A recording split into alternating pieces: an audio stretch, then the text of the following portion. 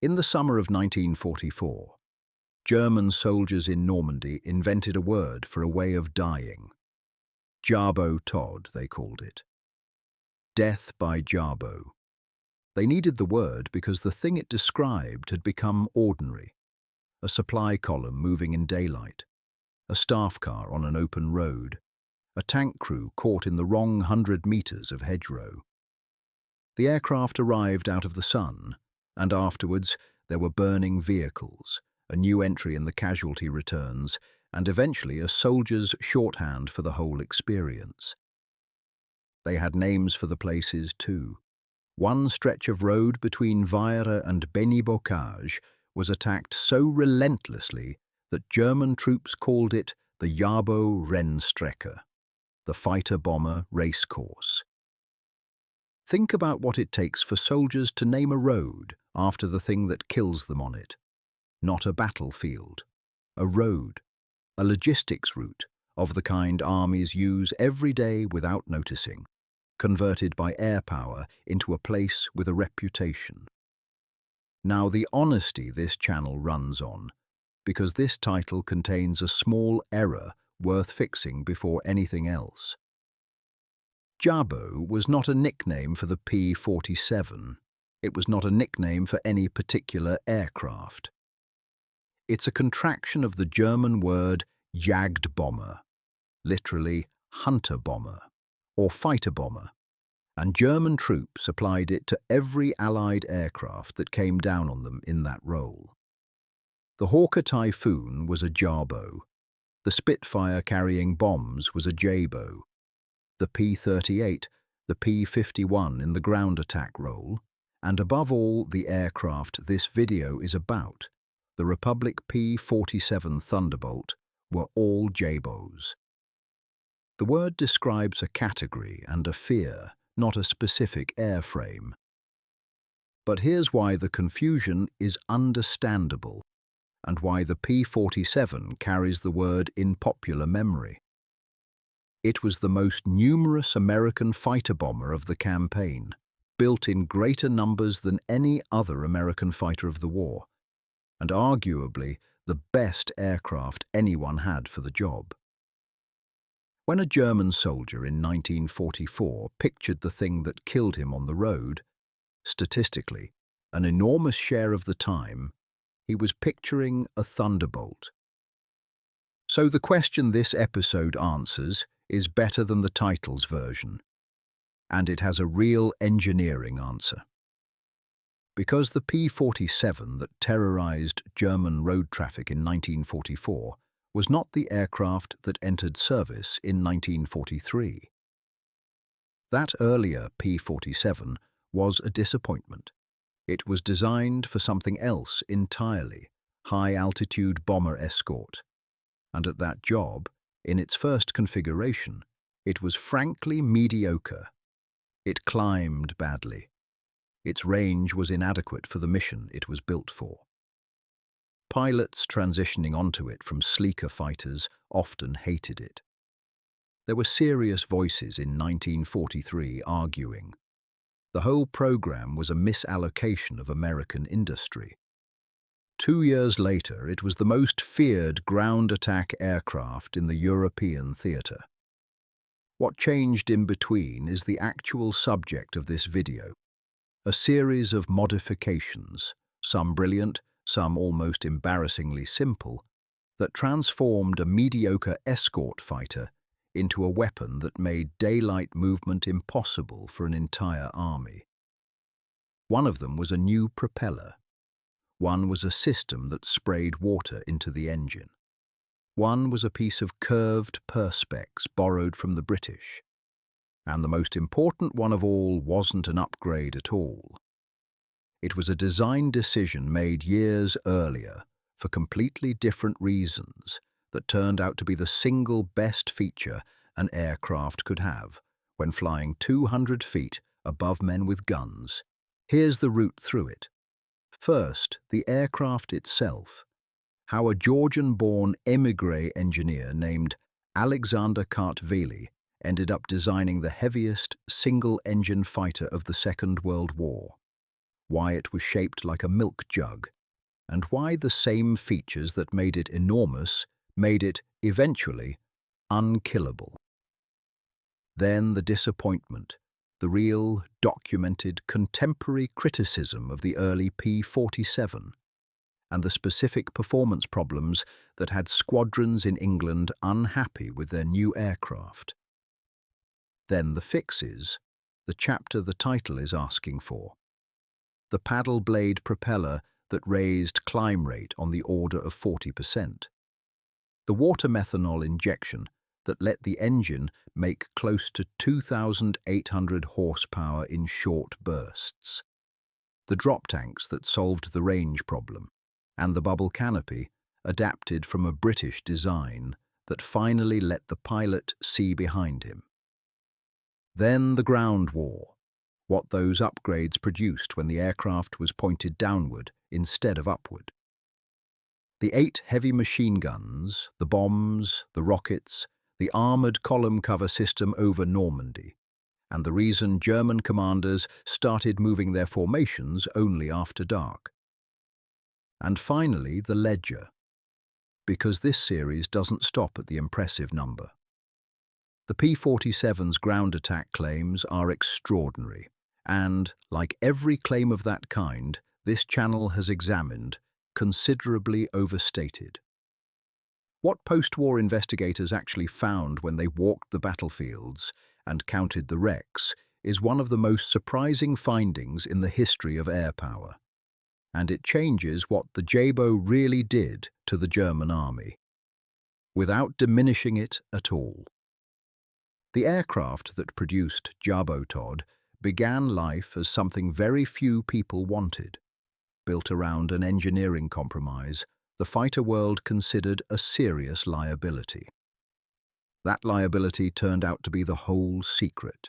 Every fighter is an argument about compromise, and the P-47 was the most extreme argument anyone made in the Second World War. Its designer was Alexander Kartveli, a Georgian-born engineer from the Caucasus, not the American state, who reached the United States by way of France and became chief designer at Republic Aviation. In 1940, with Europe already at war, he faced a requirement that had beaten better-funded teams. A fighter that performs at very high altitude, because that is where the strategic bombers would fly and where they would need protection. High altitude is a brutal engineering problem. The air is thin and engines starve. The answer was forced induction. In the American approach, the turbo supercharger, driven by the engine's own exhaust gases to compress intake air and keep the engine making power where it would otherwise gasp. A superb idea. Enormous consequences.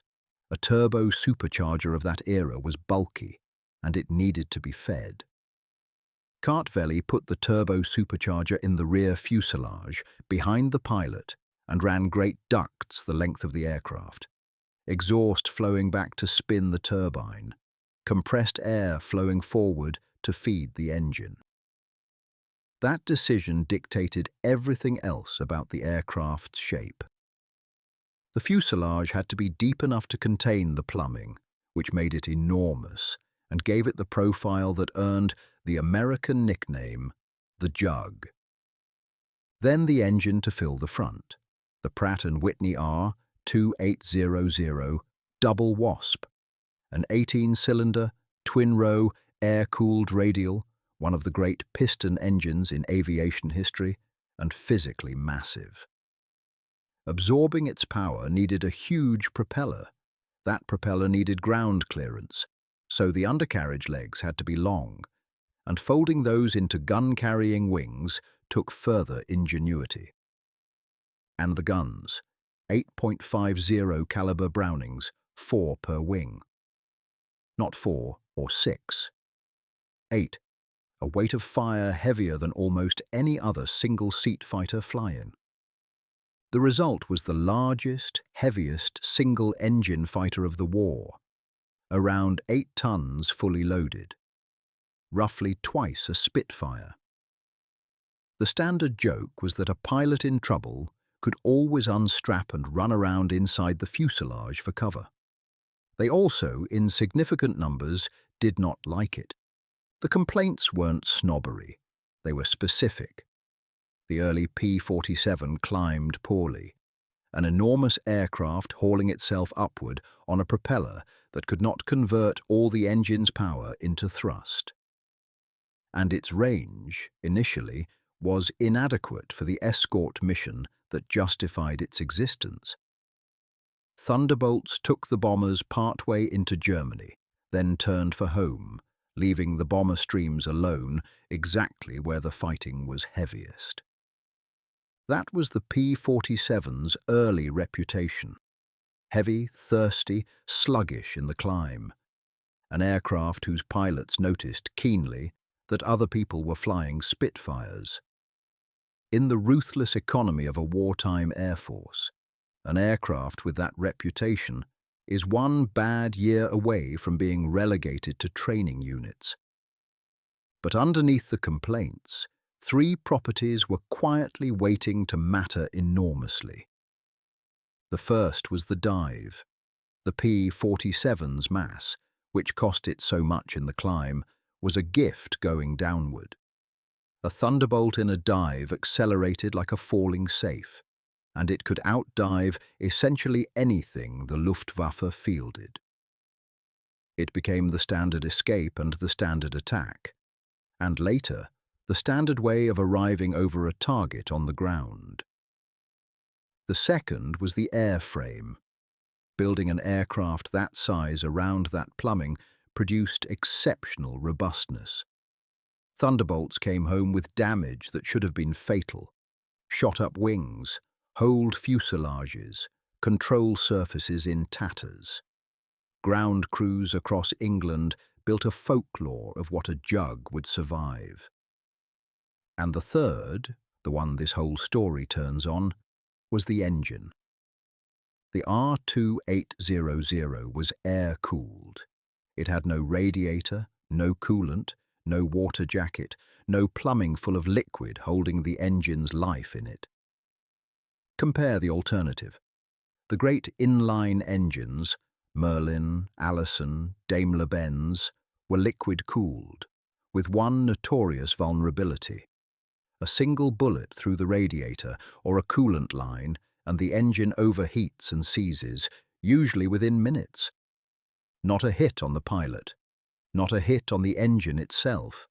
One puncture in the cooling system, and the aircraft is dying anyway. Now consider what that means for a machine you intend to fly at 200 feet over a defended road, into small arms fire and light flak, deliberately, several times a day. An air-cooled radial can lose entire cylinders and keep running. There are documented cases of R2800s bringing aircraft home with cylinders shot away, an engine functioning as a wounded animal rather than a switch that flips off. The big radial also physically shielded the pilot, a wall of steel and aluminium between him and whatever was firing from directly ahead, which in ground attack is precisely where the fire comes from. Nobody chose that engine for ground attack. Kartveli chose it because it was the most powerful engine available for a high-altitude interceptor. The single greatest attribute the P-47 would have as a ground attack aircraft was, in the truest sense, an accident, a byproduct of a decision made about the stratosphere. But before any of that could be exploited, somebody had to fix the aircraft's real problems. In 1943 and early 1944, in a series of unglamorous modifications, they did. There was never one secret upgrade. There were 4, and none of them required redesigning the aircraft. Fix 1, the propeller.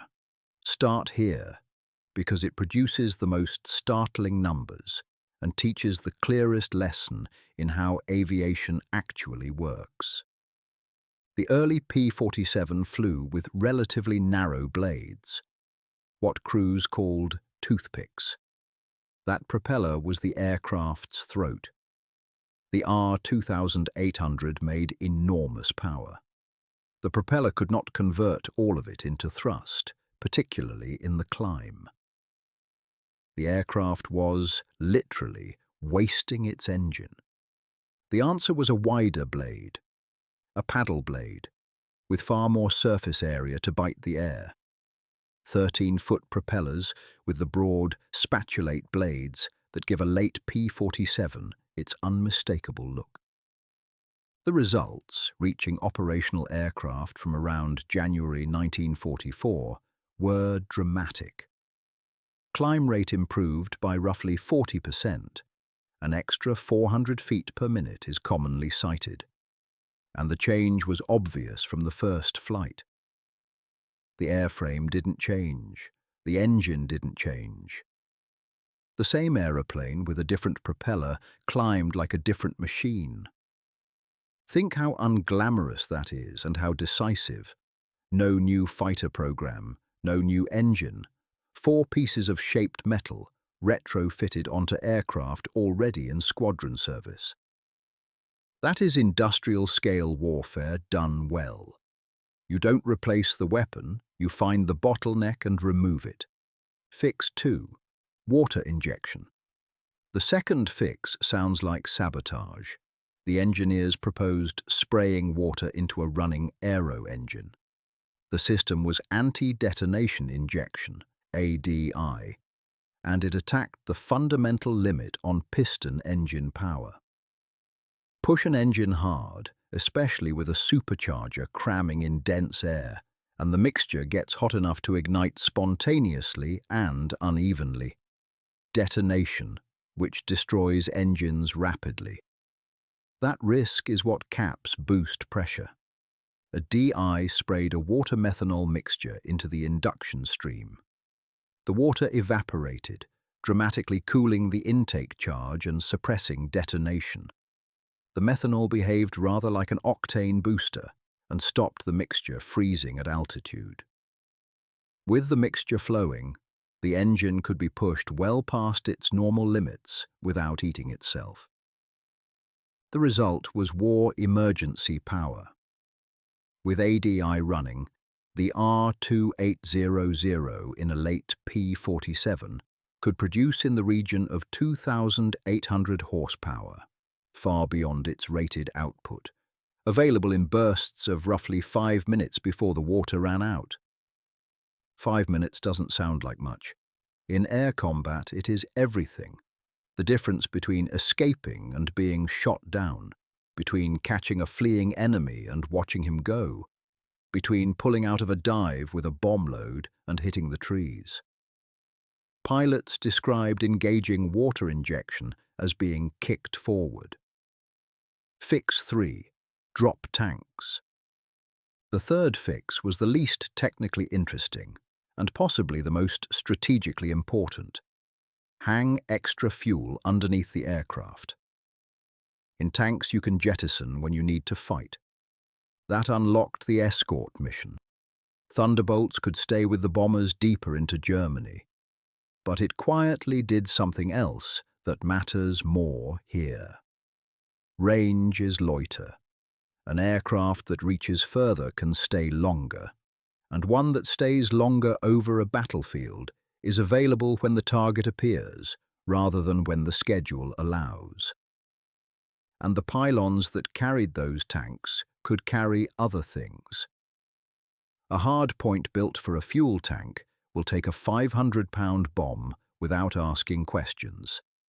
And by 1944, Thunderbolts were routinely going out with a bomb under each wing and one on the belly, a fighter carrying a load that would have embarrassed a light bomber of 1939. Fix 4. The bubble canopy. The fourth fix was about the pilot's eyes. Early Thunderbolts had a framed canopy fed into a raised spine, the Razorback. Structurally sound, aerodynamically reasonable, and it meant the pilot could not see behind him. which in air combat is where the thing that kills you comes from? The answer came from the British, who had pioneered the teardrop hood, cut down the rear fuselage and fit a single blown perspex bubble, giving all-round vision. From the P-47 D-25 production block onward, American Thunderbolts carried it.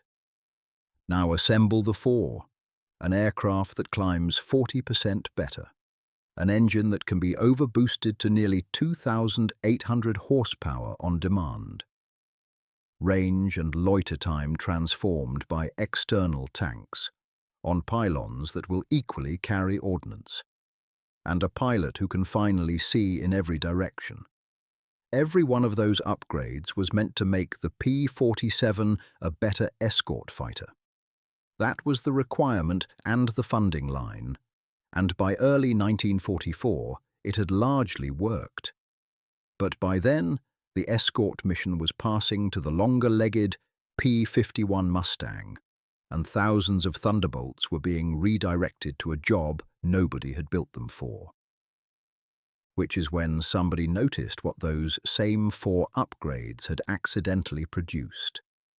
Take an aircraft with an air-cooled engine that shrugs off battle damage, give it 8 heavy machine guns, add hardpoints that carry bombs and rockets, give it a 5-minute power reserve for getting out of trouble at low level, a dive that outran anything, and a canopy that lets the pilot see the ground in every direction.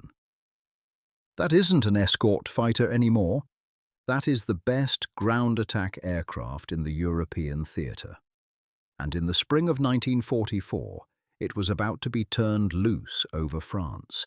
After D-Day, the German army in France discovered that it had lost something armies had always taken for granted. Daylight. The Allies held near total air superiority over Normandy, and into it they poured fighter bombers, Thunderbolts above all, flying from England and then from rough strips carved out of French farmland within days of the landings. The effect on German operations was not incremental, it was categorical. Consider what a 20th century army does to function. It moves fuel and ammunition by truck. It moves formations by road. Its commanders drive between headquarters. Its reinforcements ride toward the guns. For the entire history of mechanized warfare, all of that was done in daylight, because daylight is when you can see. The Jabos took that away. By the Normandy summer, German units were moving at night, hiding under trees by day, dispersing vehicles, posting aircraft spotters, and accepting delays of days on journeys that should have taken hours. A panzer division ordered to counterattack could not simply drive to the battle. It had to creep there in darkness, in pieces, hoping to reassemble at the far end, and frequently arriving late, incomplete, and exhausted before it fired a shot. That is what the word Jabo carried. Not just the danger of being killed, but the theft of an army's ability to operate on a normal clock. The Thunderbolt's method was brutally direct.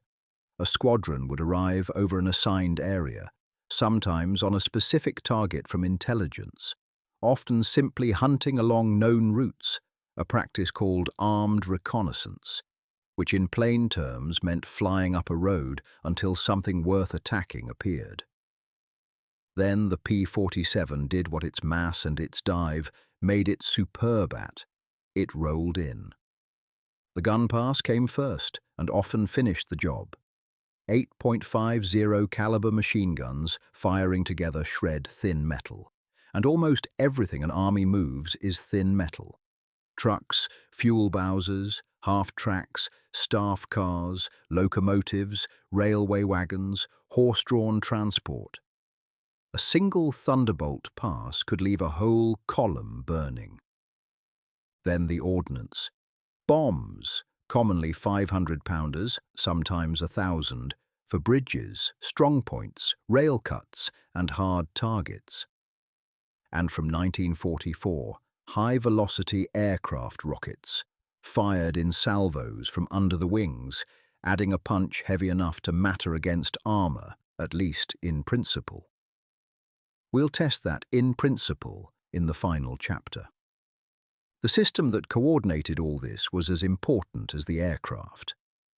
During the American breakout, Operation Cobra from late July 1944, the 9th Air Force operated what became known as armored column cover, fighter-bomber flights assigned to specific advancing tank columns in continuous relays, with an Air Force pilot riding in a tank at the head of the column with a radio, able to talk directly to the aircraft overhead. Understand how radical that was in 1944. Not a request passed up a chain of command and back down over hours. A man on the ground, looking at the problem, talking to pilots, looking at the same problem in real time. An anti-tank gun holding up the advance could be destroyed within minutes by aircraft already overhead. That's routine today because of what worked in Normandy. Now flip to the receiving end. You are a German driver in a supply column in Normandy. You know the rules. Move at dawn or dusk if you must move at all. Keep spacing. Watch the sky. You have a designated aircraft spotter. You know where the nearest tree cover is, and you have rehearsed reaching it. None of this is enough, and everyone knows it. The Thunderbolt comes out of the sun in a dive that has been building speed for thousands of feet, so it arrives faster than the eye expects and faster than the sound announces. The first sign is often the road ahead disintegrating. Heavy machine gun rounds walking down the column at a rate that turns vehicles into wreckage in a second or two. Men who have practiced abandoning the vehicle survive. Men who have not, don't. And a burning column blocks the road, which means the vehicles behind stop, which means they are now stationary targets when the next flight arrives, which it will, because the smoke is visible for kilometers. This happened on roads across Normandy, day after day, all summer. And it happened to an army that had spent the previous 4 years teaching the rest of Europe what mechanized speed could do. Now reduced to traveling like fugitives across a country it was still legally occupied. The fear reached the top of the German command.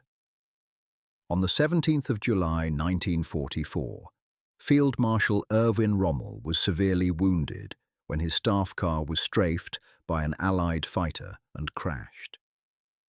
The honest detail, because this series doesn't inflate, the identity of the aircraft and pilot has been argued over for 80 years, with several claimants, and it was most likely a British fighter rather than a Thunderbolt. What matters is what it demonstrates. The commander of Army Group B, the most famous soldier in the German army, could not safely drive down a road in his own occupied territory in daylight. That was the Jabo effect, and the numbers the Allies claimed for it were, to put it mildly, enormous. Which brings us finally to the part where somebody went out and actually counted. The claims made for Allied fighter bombers in 1944 were spectacular, and they were wrong. Across the European theatre, Thunderbolt units were credited with destroying tens of thousands of trucks, thousands of locomotives, tens of thousands of railway wagons, and thousands of armoured vehicles. Those figures appear in official summaries and get repeated endlessly. This channel has examined enough such numbers, from Vietnamese truck counts to Malayan body counts, to know the test. Did anybody go and look? In Normandy and after, somebody did. Allied operational research teams followed the armies across France and did something almost nobody in wartime bothers with. They walked the battlefields where fighter bombers had claimed enormous successes and examined the German wrecks one by one, establishing from the physical evidence what had actually destroyed each vehicle. The findings were brutal, and they changed air power thinking permanently. Claimed tank kills were dramatically higher than the wrecks supported. Where dozens or hundreds of armoured vehicles had been claimed destroyed from the air, investigators typically found only a small fraction showing evidence of air weapons at all. Most had been knocked out by ground fire, or, most striking, abandoned by their own crews and destroyed by them, or simply left because they had run out of fuel or broken down and could not be recovered. Rockets in particular did not live up to their reputation. Those carried by thunderbolts and typhoons were devastating when they hit. But from a diving aircraft at speed against a target the size of a tank, they very often missed. Hitting an individual armoured vehicle was closer to luck than technique. So one conclusion must be stated plainly. As a tank killer, the 1944 fighter bomber was substantially oversold. And the men who claimed those kills were not lying. A pilot diving at speed, firing at a vehicle that erupts in smoke and flame, genuinely believes he destroyed it and has no way to go back and check. Multiply that sincerity by thousands of sorties, and you get the official summaries. Now for the part that makes this more than a debunking, because the same investigators who deflated the tank claims documented something far more important. The Jabos won anyway. They just won by a different mechanism than anyone was counting. Look again at those abandoned German tanks. Why were they abandoned? Overwhelmingly because they had no fuel, or had broken down with no recovery vehicle able to reach them, or because the unit withdrew faster than its damaged vehicles could move. Now ask what caused that. Fuel arrives by truck. Spare parts arrive by truck. Recovery vehicles are trucks. Repair workshops are supplied by trucks. And trucks are exactly what 8.50 caliber machine guns destroy perfectly. The fighter bomber's real victim was never the tank. It was the tanker truck, the ammunition lorry, the railway wagon, the repair convoy, the horse-drawn cart, and above all, the timetable. Air power did not need to kill German armour. It only needed to strand it. And at that, the Thunderbolt was devastatingly, verifiably effective. Add the second effect, impossible to quantify and arguably decisive, the theft of daylight. An army that moves only at night travels at a fraction of its potential speed, arrives disorganized, cannot concentrate quickly, cannot exploit success. Every German counterattack in Normandy was slower, smaller, and later than it should have been, and the Jabos are the main reason. No damage assessment ledger has a column for that. So here is the honest answer to the question in the title. The secret behind the P-47's transformation was not one upgrade. It was 4 practical modifications: the paddle blade propeller, water injection, drop tanks and pylons, and the bubble canopy, stacked on top of one accidental gift, an air-cooled radial engine, chosen for high-altitude escort work, that turned out to be the most survivable power plant a low-level attack aircraft could possibly have. An aircraft designed for the stratosphere became the master of the treetops because of a decision made about thin air. And German troops called it a Jabo, the same word they used for every fighter bomber that hunted them. Because from underneath, the manufacturer's badge is irrelevant. What mattered was the shape in the sun, the noise and the certainty that the road was no longer yours. The Thunderbolt's descendants are still flying that mission. When the United States eventually built an aircraft designed from scratch for exactly this job, heavily armored, brutally armed, built to absorb ground fire and keep flying. The result was the A-10, and its designers were explicitly working in the tradition the P-47 had established by accident. The lesson the Jug taught, that a ground attack aircraft's most valuable quality is the ability to be hit and continue, is now doctrine. 15,000 and more Thunderbolts were built, more than any other American fighter of the war. Most people today remember the Mustang, because the Mustang escorted the bombers to Berlin and looked beautiful doing it. But if you had been a German soldier on a French road in the summer of 1944, listening for engines, you would not have been afraid of something beautiful.